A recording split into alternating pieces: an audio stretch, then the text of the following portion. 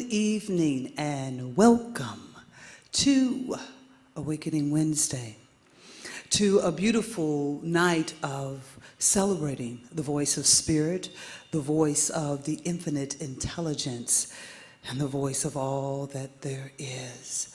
Source, light, Buddha, tree, sky, sun, whatever you may call it. And as we get ready for this evening, as we check in with ourselves, as we prepare for a feast of awareness, of divine joy and laughter,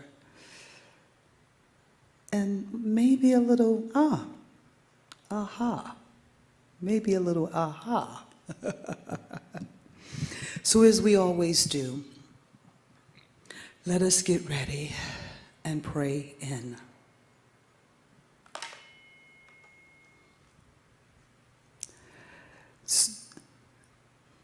So in this very moment, I recognize the divine power and the presence and love of Spirit of all that there is, knowing that in this instant there is a light and a love that shines through each of us. There is an eternal voice, be it audible or be it by signs or colors or pictures, whatever, or dreams, that are absolutely flowing to each and every one of us.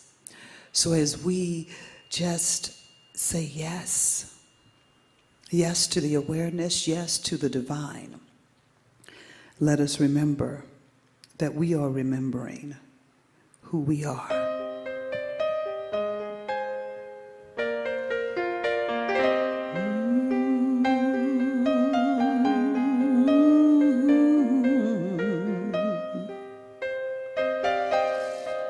Let the day roll off and let us be at one.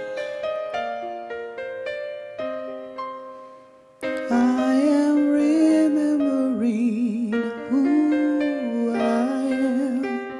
I am remembering who I am.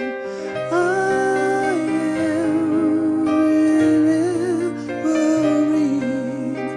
I am remembering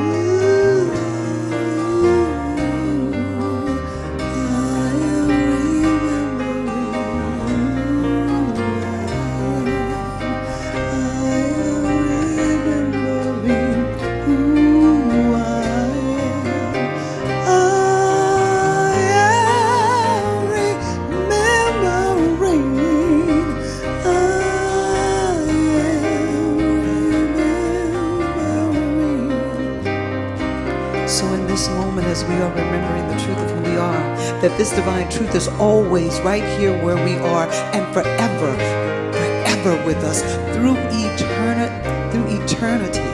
It is here available, this voice that calls, this nudge in our ear, this hunch, this intuition, this divine expression of who and what we are is right here, right now, always. And we are tuning into it. We are acknowledging the voice of Spirit in this very moment.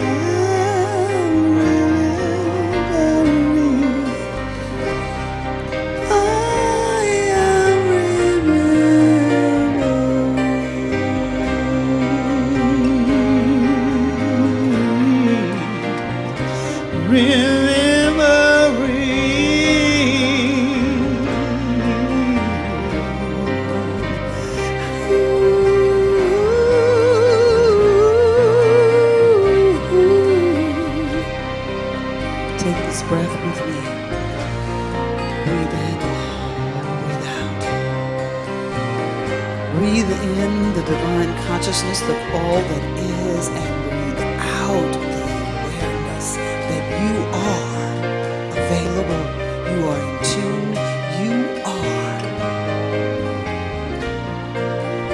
a divine communicator. You are an expressive, you are an observer, you are an infinite expression.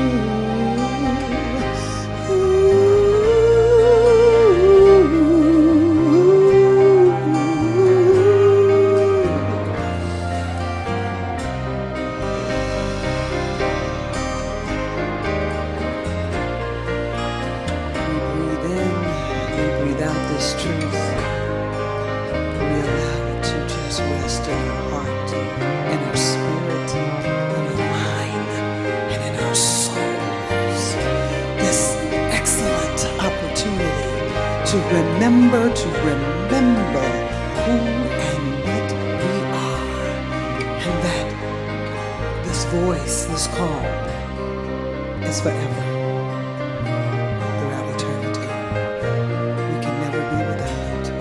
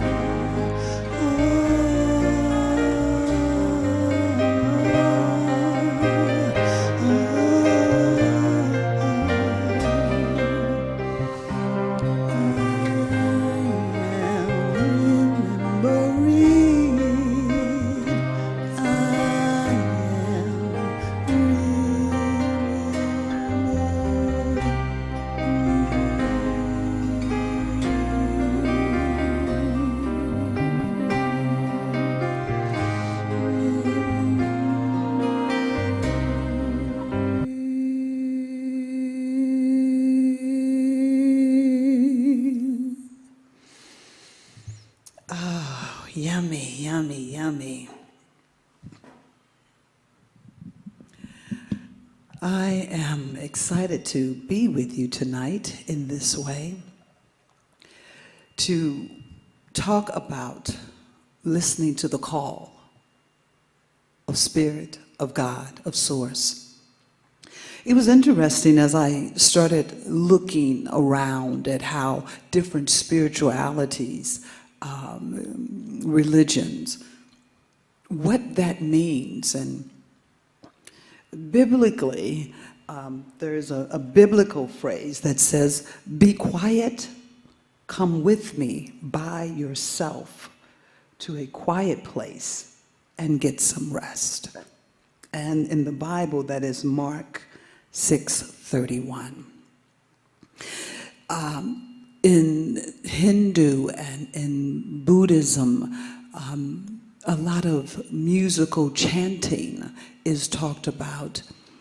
But in all of the different spiritual aspects and indigenous teachings, the quiet is a bridge to connect with Source. It is a bridge to be available and listening. But there are many ways to listen to the voice of God. And it does not always have to be an audible voice. But one of the most important things is that the voice is from within you. It is a voice that is resonating in your spirit. I'm just checking. Yes. I want to make sure that the sound is all good on the stream. And so when we recognize that this listening, it is a practice. It is an availability and an awareness to participate in a divine connection, in a relationship with Source.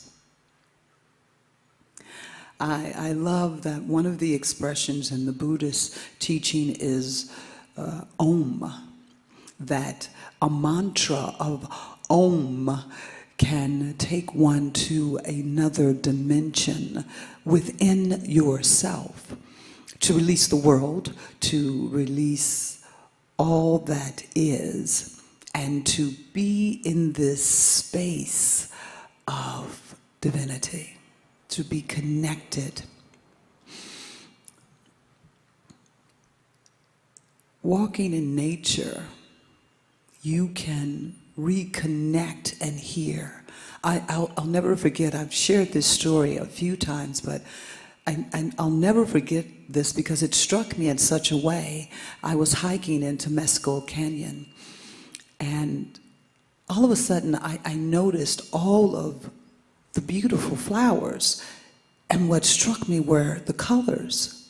The colors were so vivid and so bright. My heart filled with so much love, so much appreciation. And I remember in that moment thinking that everything is provided, that a color that we can use to create is provided. And then I went on as I sat there and I thought, a lot of these flowers have medicinal purposes. They provide more than just beauty. And the trees, I was like, oh my goodness. There's oxygen, there's buds of flowers growing on them, there's fruit. There was so much. So much. And I remember in that moment just tearing up. That relationship with Source, with the infinite, I had touched it within me in a way unlike ever before. And I recognized just how supported, how everything is taken care of. That's been many, many, many years ago, but I can still go back and feel that moment. I can feel that energy. One of the things in Buddhism and in Hinduism, they talk about the frequency of alignment, frequency, when you are in perfect alignment. And that word perfect, let's take the humanness off of it. And let's just recognize that it is a time of being in the oneness, of recognizing your greatness, of recognizing that this flow of life is flowing through you in such a way that it has provided all for you. That leads to that biblical phrase, before ye ask, it is given. I've never been one to really like the Bible personally, because I had a very different understanding of the Bible. And as I've gotten older and I've grown deeper in my spiritual work, I understand the Bible in a very different context now. I understand, for me, it is a source of consciousness of others that have come before to lay forth stories that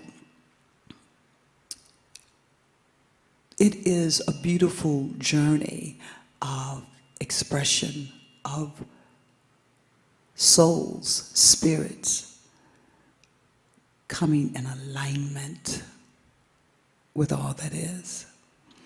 And like anything, a book that has been rewritten, that before there was English, and English has changed so dramatically. To take it literally, for me, is to miss the gift of what it is providing.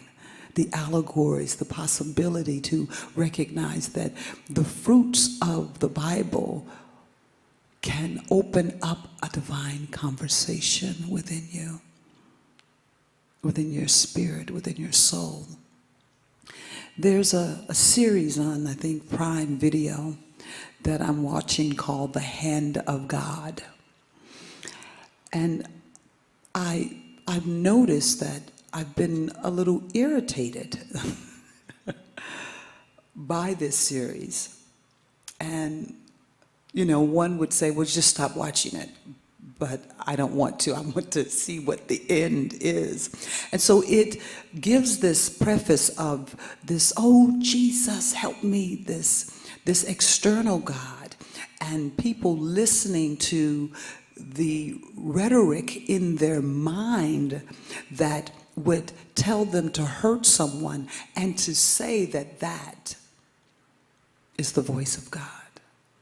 It's so amazing to me that when we talk about God, light source, the love that is the truth, the love that is flowing constantly, how could that ever be confused with hate?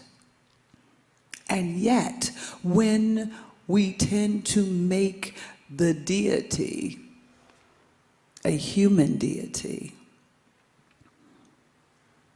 it is quite easy. It's an interesting series. It takes the premise of a family and a young man that committed suicide, and the turmoil that his father goes through. A man that never believed in God, that never went to church. But in this crisis, he starts to hear what he says is God. And I guess what really started to irritate me was, why is it that people hear God from anger? Why would that be? And I was like, well, you know he's not hearing God. I was like, right. But the fact that we tend to put God in that mix. If you feel called, check it out. There is a beautiful story I want to share with you.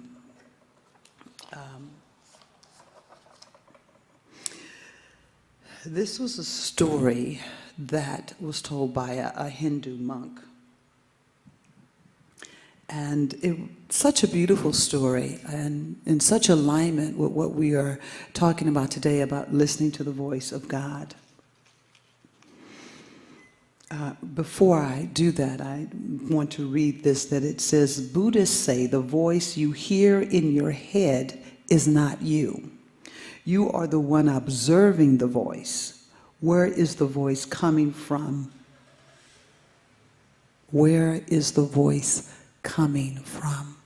And so thinking about that as I shared with this show, this man, this voice that's coming from him that he wants to claim as God is a voice of anger, it is a voice of grief, and it is a voice of regret and shame. Everything in the low frequency.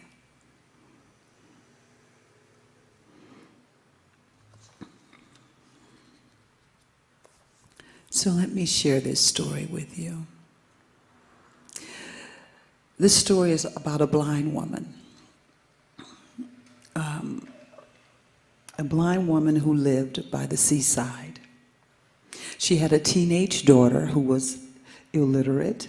So to feed herself and her mom, she did whatever she could. And the one thing she knew how to do was to go diving in the sea. She would go dive in the ocean to look for precious stones.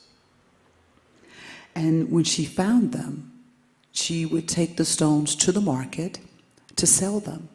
This is the way that she fed she and her mom. So one day the daughter goes off to go diving for stones, and she did not return by the nighttime. Now her mother, who is blind, is sitting there, and her greatest fear has come, that her daughter has dove very deep into the ocean and could not make her way back up to the top, could not return home to her. 48 hours passed, and she knew in her heart that my daughter is gone. My only child is gone. A few more days passed. Well, in this time, she's had no food, no assistance, and she's famished. She's famished in her body, and she's famished in her worry of what and how is she to do. So in that moment, she remembers that her daughter had a jewel box that she kept things in. So she stumbled and bumbled her way and got this jewel box and took her hands and rubbed inside it and felt that there was something in there. So she got herself together. She mustered up all her courage to now walk to the jeweler. And so when she got there to the jeweler, she explained to him, she said, listen, I am a blind woman. I am a widow. I am by myself. My daughter has died. She died in the ocean. And she shared the story that my daughter would dive in the ocean and get stones for us that she would bring somewhere here in the market to sell them. And that's how we would eat. She said, and I don't know what I'm going to do now that my daughter is gone, but I found this box that she kept things in, and I believe there are some stones in here. If you could just give me a few $1,000s, I would be able to eat at least for a few months. That would really help me, please. So the jeweler opens the box, and he is in awe. He is looking at stone after stone, and he is just in awe. And he says to her, Mother, I do not have the money to pay you for these stones. But what I can do is talk to the Jewelry Association. And together, we have to come together and we can contribute to a fund that will be able to help you. In the meantime, I'm going to give you $300. Take this $300. Come back in 10 days. So the jeweler, he reaches out to the association and he gathers everyone together and he tells the story of the little blind lady and he shows them the stones and he says, these stones are worth $5 million. The jewelers are blown away. What? And one jeweler says, you fool, why did you tell her anything? And you knew this? You could have given her a few $1,000s and you would have had the whole thing. But you come to us and you want us to contribute to help build this fund? Why would you do that? And I want to read exactly what he said. The jeweler said, yes, the lady was blind, but my conscience was not blind. I could have cheated her, but I could not have cheated my own self. In the same, so I just want to read that again. I thought that was so powerful when I heard that. Because he was listening, and yes, she was blind. He could have told her anything, but he said, the lady was blind. She couldn't have seen it. That's what the association said to him. And he said, yes, she was blind, but my conscience was not. The voice of spirit that spoke through him, that he was engaged in, would not let him cheat himself, and in not cheating who he is, cheating the magnificent excellence of this gift that had been given to him, that there was no need to cheat, that there was plenty for all. And he knew that I could not cheat her without cheating myself. It goes on to say, in the same way, all of us have the voice of conscience that speaks to us from within. If we listen to it, if we choose to be true to ourselves, we will never be false to others. This is a simple way of aligning our actions and our thoughts with truth, goodness, honesty, and the will of God.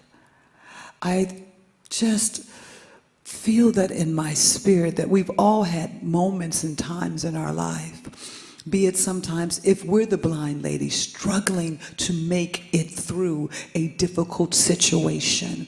And there have been times that I have taken advantage of people. When I read that, there were a couple of things that came up, and I realized that I felt at that time my awareness of the truth of who I was limited. I thought there wasn't enough. I thought I didn't have enough, and I thought that this was a way to move through. But this story just beautifully lays it out so simply, that we have a conscience within us, that this voice is forever and always radiating in and through. Sometimes you may audibly hear, other times you may feel, sometimes you may dream. You may have dreams that awaken you to an awareness of the path that is for you. No one can know that but you. It is this divine awakening. And so as I grew in my spiritual awareness and my understanding that my relationship my relationship with infinite intelligence is the number one relationship. That source, light, spirit is never not participating with me. I remember years ago, my mother, when I was a kid, used to say she didn't want to be alone. And without me recognizing it, I took on that adage that I don't want to be alone. I don't want to be alone. And of course, because you're saying you don't want to be alone, what are you? You're alone. But when I started to realize that, like, oh wow, there's a core belief that I'm going to be alone, not understanding the power and presence of who and what I am, and looking back, all of the different little morsels that were along my path to show me that you're never alone. But I couldn't see it until I was ready, until I had done enough to open up my spirit and my soul to this awareness that I can never be alone. I can never be separated or separate. That this presence is always, forever, right here within me. In one of the Christian sayings, it said, prayer is a response to the knowledge of God, but it works itself out at two levels. At one level, prayer is a human instinct to reach out for help based on a very general and unfocused sense of God. It is an effort to communicate, but it cannot be a real conversation because the knowledge of God is too vague. At another level, prayer can be a spiritual gift that awakens your spirit and your soul to the awareness of that which lives within you, of that which breathes through you. I thought, wow. They went on to say that the moment we were born again, and this is in the Christian saying, by spirit through faith in Christ, John 1:12-13. And I bring that up because faith is also one of the cornerstones of all different religions and spirituality. The awareness of what faith is changes. And so, understanding in New Thought that the faith that I have within me is the practice that I have through the law of what is true, that which is the words that I speak. This faith that I carry within me is my relationship with the invisible presence, and it's knowing this invisible presence is more real than what I can see, touch, smell, or taste. That's an awakening and a practice at a deeper core than a faith that is a blind faith. And wherever you are on your journey, you're right where you're supposed to be. But this awareness of recognizing that the invisible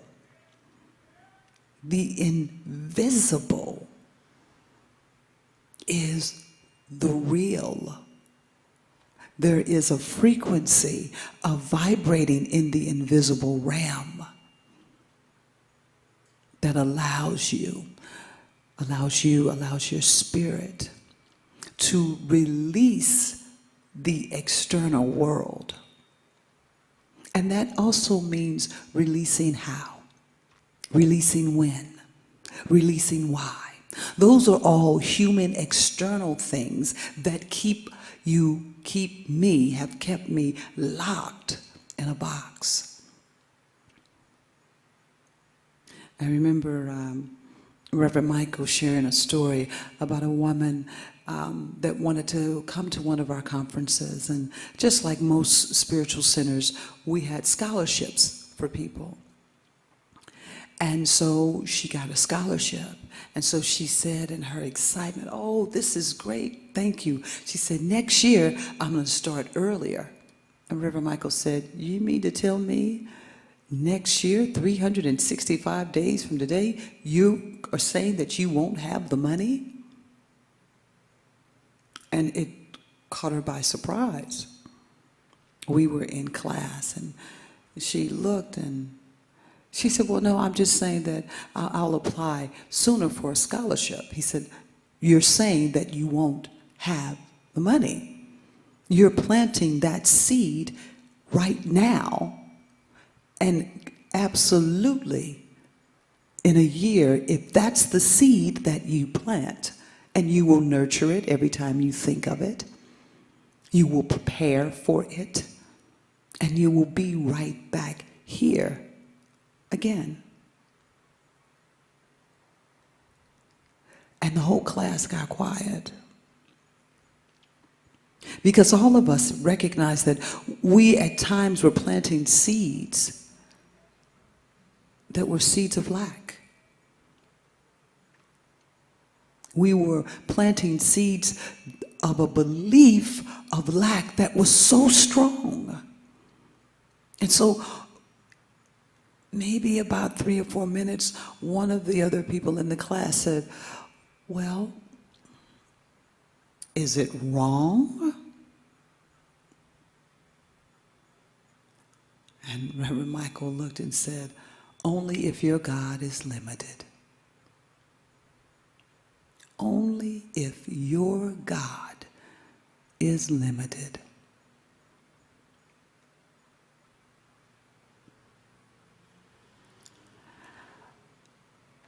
The moment of trying to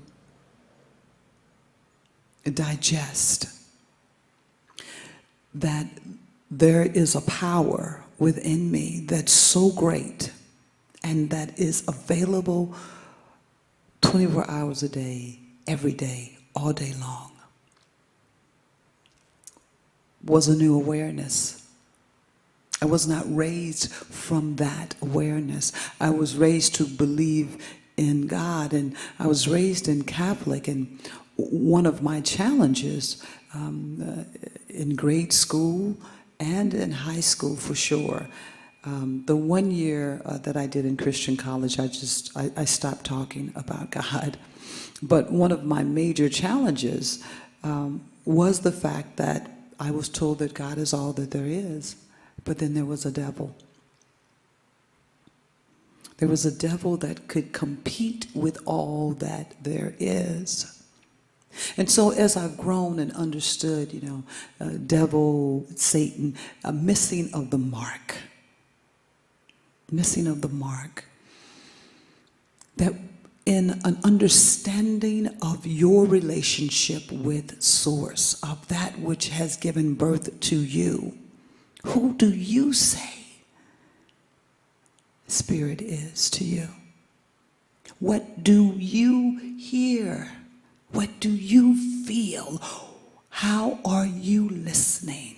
From what avenue are you listening?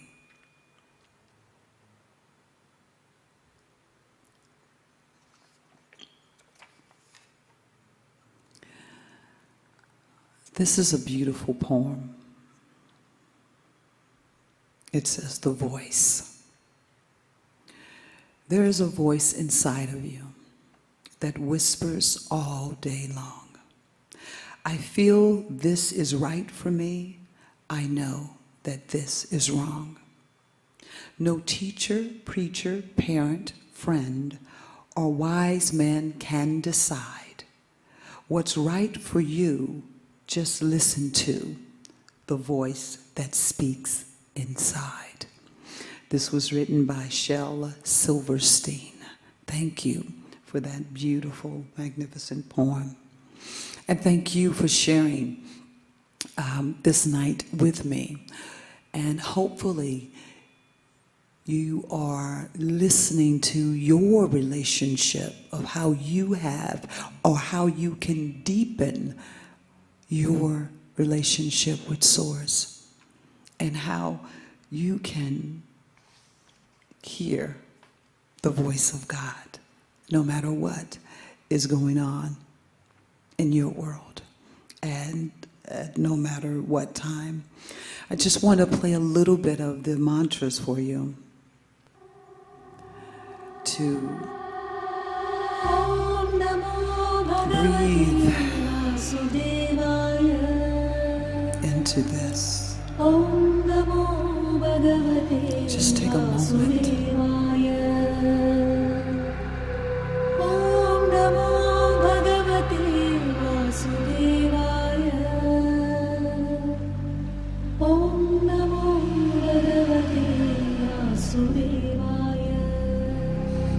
Breathe it in.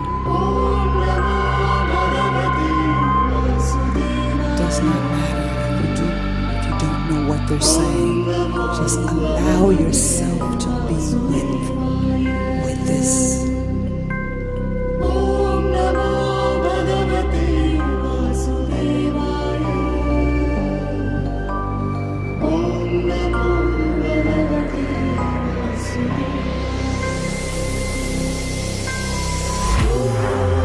Shiva Shambho Swayambho Shiva Shambho Swayambho Shiva Shambho Swayambho Shiva Shambho Swayambho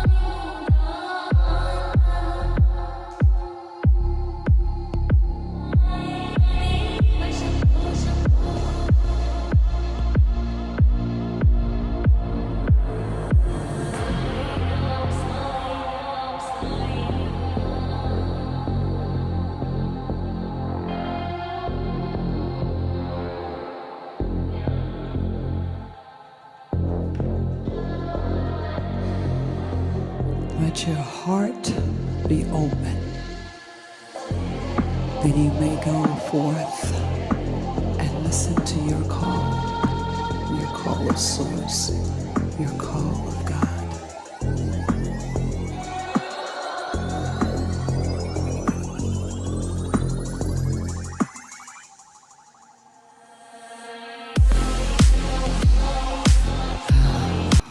Thank you so much for being here tonight. Universal Spirit Center, you are amazing in all that you do.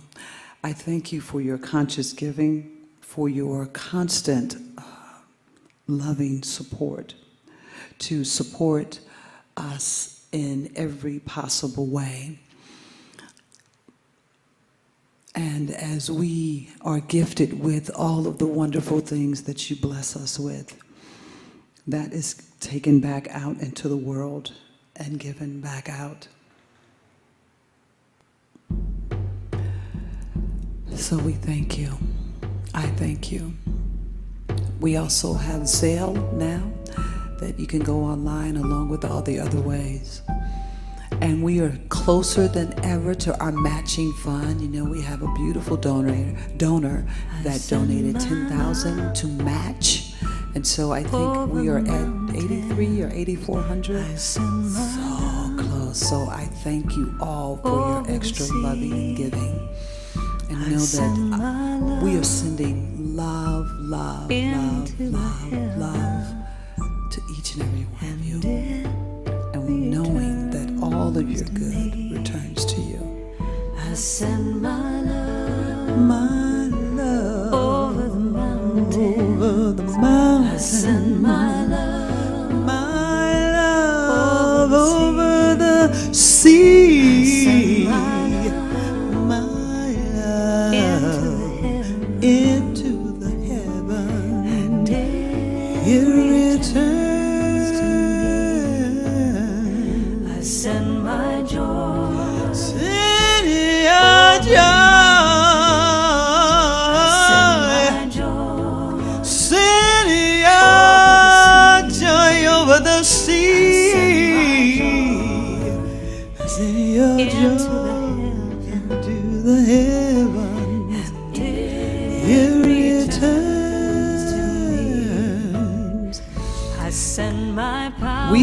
So much going on here at Universal Spirit Center.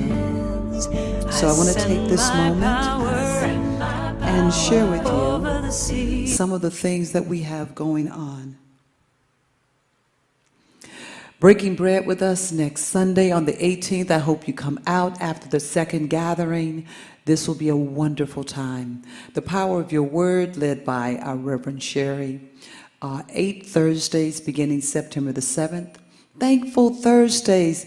I want each and every one of you that want to come and share your experience, send me an email, gino@universalspiritcenter.org, and save the date, our barbecue time, Down Home Blues, our history, as we awaken to new ways to bring food relief, food security.